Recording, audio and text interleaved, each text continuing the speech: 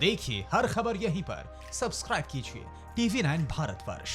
हमारे साथ जो जनरल साहब यहाँ पर मौजूद है, सर इस पूरे समस्या का क्या समाधान है? मेरा यही सवाल है, आप सभी लोगों से मैं यही सवाल पूछ रहा हूँ, स्टार्टिंग विद जनरल सतीश दुआ। सर, इस समस्या का क्या समाधान है? Quick answer sir. I think इसमें एक बख्शी साहब, मैं आ रहा हूँ उसके बाद आपके पास। Yes sir, please sir. इसमें एक कोऑर्डिनेटेड अप्रोच होनी पड़ेगी। इसका सिर्फ मिलिट्री सॉल्यूशन नहीं हो सकता। मिलिट्री पाकिस्तान आर्मी को इंग्रेस करने पे रोक सकती है। मिलिट्री हमारे फेस ऑफ्स में हम लोग हिस्सा ले सकते हैं, लेकिन मिलिट्री लेवल टॉक्स जैसे हम लोगों ने अभी हुई हैं, मिलिट्री लेवल टॉक्स के बाद डिप्लोमेटिक चैनल को भी आपस में एक्टिवेट होना पड़ेगा, जो कि हो रहा है। और इकोनॉमिक सैंक्शंस के बारे में अभी ऑलरेडी हम लोगों ने बात की है। सैंक्शंस नहीं कहूंगा, मेरा मतलब इकोनॉमिक मेजर्स जो न सिर्फ इंडिया की तरफ से बल्कि जो एंगेजमेंट दूसरे देशों के साथ है, तो कुल मिला के कहूंगा कि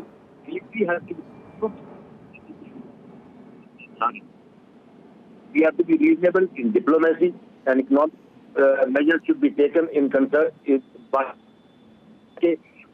ये सब इकट्ठे करने के बाद ही हम लोग इसके ऊपर कुछ चाइना के ऊपर प्रेशर बना सकेंगे। उनकी तरफ से ये हमेशा कोशिश रहेगी कि ये लिवरेज की तरह इस्तेमाल करें इंडिया के खिलाफ। Thank you. अंडरस्टूड सर, आप मेरे साथ बने रहिए। मैं सीधे आऊंगा जनरल बख्शी के पास। जनरल बख्शी, क्या भारत के पास अभी अपर हैंड है, और अगर है तो आपको क्या लगता है कि हम इसको कैसे लीवरेज कर रहे हैं? देखिए, मुझे एक चीज से आज थोड़ा बहुत ठेस पहुंची है कि बेसिकली ये प्रॉब्लम मिलिट्री है, ठीक है साहब, लेकिन यहाँ हर कोई ऐसे कह रहा है कि साहब लड़ाई नहीं होनी चाहिए, लड़ाई नहीं होनी चाहिए। साहब आपके इलाके में घुस गया, आपकी सड़क को रोक रहा है, जो आपकी जो रोड बनी है दुर्मुख शॉप डीबीओ, उसको वो काटने की कोशिश कर रहा था, और आप कह रहे हैं कि साहब हम अपने आप को बचाएंगे, लड़ाई ना हो जाए, लड़ाई ना। साहब, if you want peace be prepared for war, ठीक है साहब। Whole of the government approach होता है, हम सब अपने ट्राई करेंगे। पहले हम ट्राई कर रहे हैं शांतिपूर्ण इसका सुलझाव हो जाए, लेकिन मैं सिर्फ एज अ मिलिट्री मैन ये कहना चाहता हूं कि इफ पुश कम्स टू शव, हम अपना बचाव अच्छी तरह कर सकते हैं साहब। और ये कहना कि साहब लड़ाई की तो बात ही मत करो, आसमान फट जाएगा, ये हो जाएगा, अरे साहब सब ठीक है। ये हमारी 1962 और 2020 के बीच में जमीन आसमान का फर्क है। हम अपना we can give push for शव, we can give a very good account of ourselves, अगर तो वो हमारी कोशिश है कि वो शांतिपूर्ण सुलझा ले, इकोनॉमिक प्रेशर डाले, डिप्लोमेटिक प्रेशर डाले और वो शांतिपूर्ण सुलझा ले। ड्रैग आउट करना चाहता है, नेगोशिएशंस करे, लेकिन at the end of the day अगर नहीं जाता, हमारे पास मिलिट्री ऑप्शंस हैं और हमको उनको बिल्कुल रूल आउट नहीं करना चाहिए। नहीं तो आप अपनी बार्गेनिंग पोजीशन वही खत्म कर देते कि साहब भारत तो लड़ ही नहीं सकता, इतना शांति प्रिय पंचशील वाला देश है। फिर तो ये 1962 का हिसाब कर ये मुझे बहुत ये बात बहुत चुभती है कि ये कहना कि साहब नहीं, लेकिन सर वेरी क्विकली बख्शी साहब, वेरी क्विकली बख्शी साहब, वेरी क्विकली, क्या हमारे पास चीन की अपेक्षा में अपर हैंड है कि नहीं है? अगर मिलिटरीली ऑन द ग्राउंड बात की जाए तो आपका असेसमेंट क्या है? वेरी क्विकली, देश की पूरी जनता ये जानना चाहती है। मेरा असेसमेंट ये है कि हम उनको टेक ऑन कर सकते हैं, एंड जरूरत पड़ी we can give them a bloody nose, ठीक है साहब। एयर पावर का एज इस इलाके में हमारे पास है, और अगर ज्यादा एस्केलेट होता है तो हमारी असली ताकत समुद्र में है, हमारी असली ताकत समुद्र में है। ठीक है, पॉइंट नोटेड, उसका ट्रेड काट सकते हैं, पॉइंट नोटेड, ऑयल काट सकते हैं, ठीक है, पॉइंट नोटेड।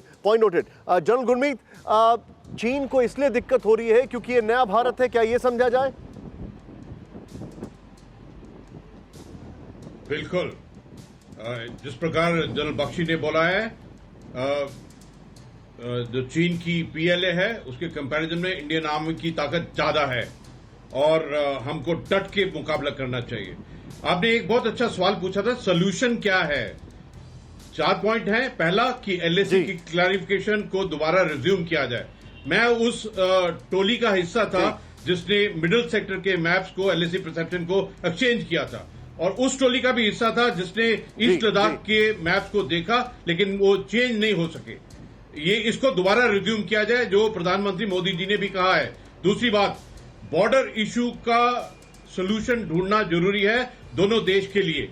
तीसरी बात यह है कि जितने हमारे एग्रीमेंट हैं, अच्छे एग्रीमेंट थे, लेकिन अभी हालत में वो ठीक काम नहीं कर रहे हैं, तो एक कंसोलिडेटेड एग्रीमेंट करना चाहिए जिस प्रकार किसी भी सिचुएशन को कंट्रोल कर सके। और चौथी पॉइंट, सबसे बड़ी बात तो यह है कि हर एक भारतीय को अपना सेल्फ वर्थ पहचानना चाहिए। आपकी कंज्यूमर होने की क्या ताकत है। जो इकोनॉमी होती है वो एक टूल ऑफ वॉर और टूल ऑफ पावर होता है। अगर 1.3 बिलियन भारतीय ये डिसाइड कर हम चीनी चीज नहीं खरीदेंगे, उनका एप्लीकेशन नहीं इस्तेमाल करेंगे, तो एकदम बहुत खास असर डाल सकते हैं। Point noted. फुंगचुक साहब, आपसे मैं जानना चाहूंगा कि सोल्यूशन, क्विक सोल्यूशन क्या है शॉर्ट टर्म बेसिस पे, आप कैसे देखते हैं सर इसको? मुझे लगता है ये थोड़ा खींचेगा और सितंबर अक्टूबर तक वो भी डरा धमका के साइकोलॉजिकल वॉर करके हमें पीछे धकेलना चाहते हैं, वो कामयाब ना हो। दूसरा उसका कैलकुलेशन है सितंबर तक ठंडी हो जाती है, पूरा इलाका ठंडा होता था, उनका भी ठंडा होता है, हमारे भी ठंडा होता है, मौसम खराब होता है, तो फिर वो खुद नहीं लड़ेंगे, पाकिस्तान से हमें लड़वाएगा कहीं से। तो हमें प्रिपेयर रहना है कि हर ढंग से सेकंड फ्रंट ना खुल जाए, इधर से ना खुल जाए। तो ये एक कॉम्प्लेक्स इशू है। मैं नहीं समझता हूँ, अगर आपको फाइनल सोल्यूशन जाना, अभी जनरल साहब कह रहे थे कि कहीं ना कहीं हमें कहीं ना कहीं कुछ है। अब देखिए वुहान प्रोसेस भी शुरू हुआ, दोनों नेताओं के बीच में कॉन्फिडेंस बिल्डिंग भी शुरू होना, ट्रस्ट बिल्डिंग भी शुरू किया, लेकिन रियल ट्रस्ट लगता है नहीं है, ना उनमें है ना हमारे में भी नहीं है। लेकिन अगर रियल ट्रस्ट जो रशिया और चाइना के बीच ट्रस्ट हुआ था पुतिन और ये चाइनीज लीडर्स के साथ, उस तरह का करना है, तो फिर दोनों को sincerely sit down on the table and discuss, क्या बार्गेन करें, बार्गेन में क्या चाहिए। आप ठीक है, पॉलिटिकल ठीक है। फिक्र आपकी, सोमवार से शुक्रवार रात 9 बजे सिर्फ TV9 भारतवर्ष पर।